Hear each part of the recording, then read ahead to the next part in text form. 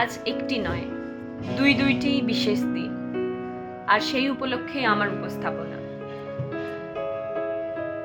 আমি ছেড়েই দিতে রাজি আছি সুসভ্যতার আলোক। আমি চাই না হতে নববঙ্গে নব যুগের চালক। নাই বা গেলেম বিলাত, নাই বা পেলেম রাজার খিলাত। হে কবিগুরু, লহ মোর প্রণাম। তুমি রবে নীরবে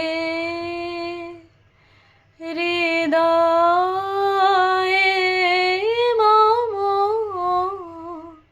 তুমি রবে নীরবে